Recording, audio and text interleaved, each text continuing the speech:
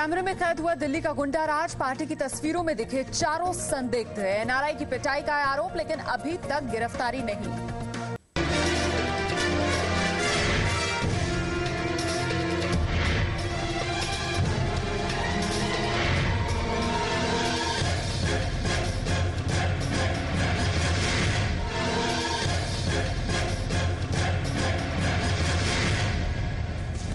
दिल्ली में एक cocktail party होती है।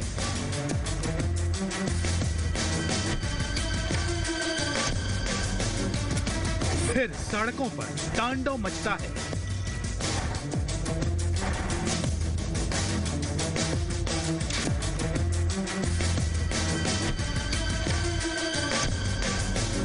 एक एनआरआई की पिटाई होती है।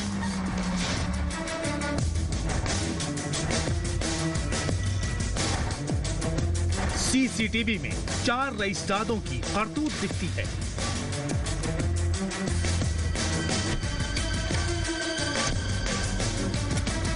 रईसजादे फरार हो जाते हैं।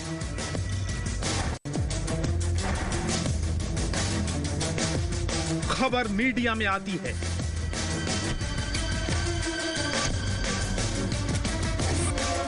चार दिन बाद एफआईआर दर्ज होती है।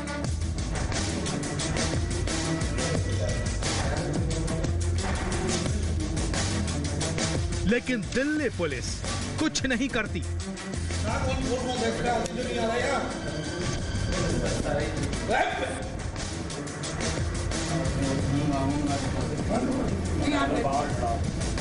उसके बाद जी न्यूज के हाथ लगती हैं राजधानी के गुनाह की 36 तस्वीरें।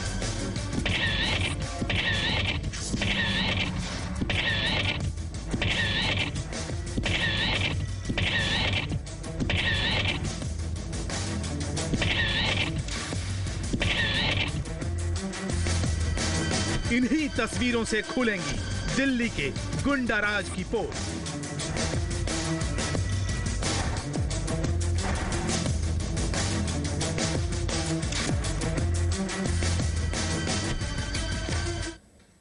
ऑपरेशन गुंडाराज, ऐसा खुलासा जो देश के लोगों को हिला कर रख देगा, क्योंकि यह खुलासा पोल खोलेगा देश की राजधानी दिल्ली की रात के अंधेरे में दिखने वाले दिल्ली के उस खौफनाक चेहरे से पर्दा उठाएगा। यह खुलासा जिसे देश के लोगों ने शायद अब तक नहीं देखा। पार्टी, नशा, गुनाह, रसूख और वर्दी के घिनौने खेल की हर परत खुलेगी ऑपरेशन गुंडाराज में।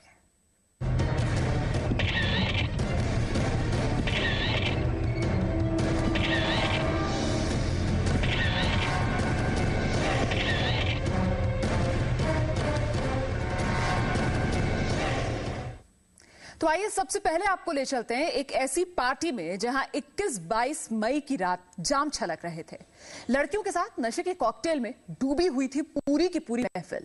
आरोप है कि इसी महफिल से 4 नौजवान निकले। उसके बाद मचा दिल्ली की सड़कों पर कोहराम। तो पहले आपको दिखाते हैं इस पार्टी और वहां मौजूद लोगों का सच।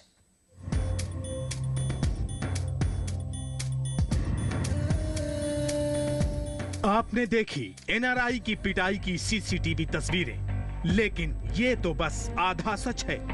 पूरा सच अब हम आपको दिखाने जा रहे हैं।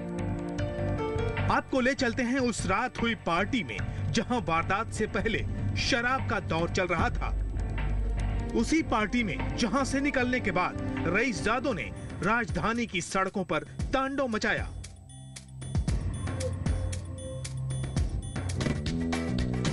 गौर से देखिए शराब और शबाब की इस कॉकटेल पार्टी को। हाथों में जाम था। रात बीतती जा रही थी। नशा बढ़ता जा रहा था।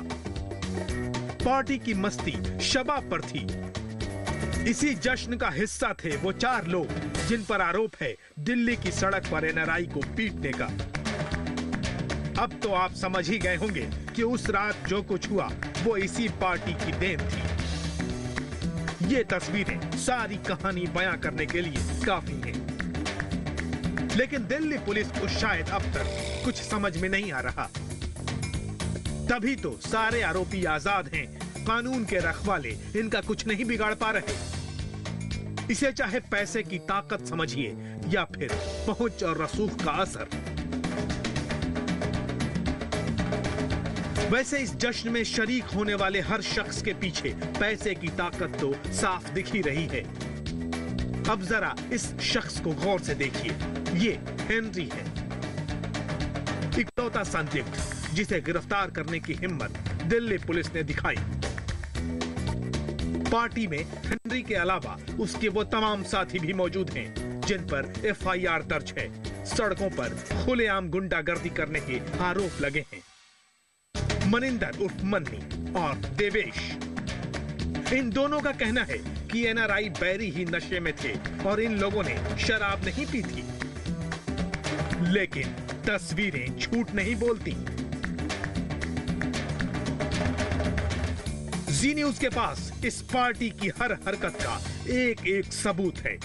कुछ तस्वीरें तो ऐसी हैं जिन्हें हम आपको नहीं दिखा सकते, लेकिन जो दिख रहा है वो काफी है सच से पर्दा उठाने के लिए, दिल्ली के गुंडा राज की पोल खोलने के लिए। इंद्रजीत राय, जी न्यूज, दिल्ली। तो इस पार्टी के बाद वहां से निकले नौजवानों पर इल्जाम लगा सड़क पर कोहराम मचाने का। जिस सड़क पर वो निकले वहीं एनआरआई बैरी बांगलू की गाड़ी आ रही थी और आरोप यह है कि गाड़ी से खींचकर बैरी को उतारा गया और फिर उनकी पिटाई की गई, जैसा कि सीसीटीवी फुटेज में भी साफ दिख रहा है। हमारे साथ खुद स्टूडियो में मौजूद हैं इस मामले के पीड़ित बैरी बांगलू। बैरी, बहुत बहुत स्वागत है आपका जी न्यूज में। सबसे पहले आप खुद ही बताइए, हुआ क्या 21-22 मई की रात? रात को मेरे बच्चे का फर्स्ट जन्मदिन था, तो मैं उसको घर पे सुला के वापस आ रहा था, तो इन्होंने रास्ता पूरा ब्लॉक किया हुआ था। जब मैं निकलने की कोशिश की तो वो जब मैं ब्रेक मारी, एक लड़की थोड़ा सा डर गई, तो मेरे को लगा शायद मेरी वजह से डर गई, तो मैंने उनको काफ़ी सॉरी वाला बोला और काफ़ी बार मैं प्लीज़ वगैरह उनको बोलता रहा कि मेरे को बस जाना है, क्योंकि मैं उस वक्त बिल्कुल किसी से आर्ग्यू करने का मूड में नहीं था। मेरा गेस्ट वेट कर रहे थे, लेकिन उस वक्त वो लड़की इतनी ज़्यादा एग्रीवेट हुई थी कि वो मानने को तैयार ही नहीं थी। तो मैं जब निकलने की कोशिश भी की वहाँ से, तो उन्होंने कुछ मेरी गाड़ी पे मारा, तो मैं फिर रुक गया।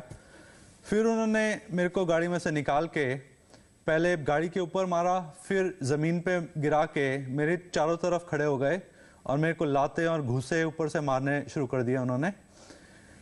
उसके बाद वहाँ से पुलिस बहुत दूर नहीं थी, मैंने पुलिस को फ़ोन नहीं किया, मैंने आवाज़ ही लगाई और 2 पुलिस वाले आ गए वहाँ। उनको मैंने काफ़ी ट्राई किया कि इनको रोकिए, मेरे को रिपोर्ट लिखानी है, लेकिन उस वक्त समझ नहीं आया मेरे को। पुलिस मेरे को धक्का दे दे के गाड़ी मेरी हटवाई वहाँ से, मेरे को ज़बरदस्ती हटवा के और उनको वहाँ से निकाल दिया।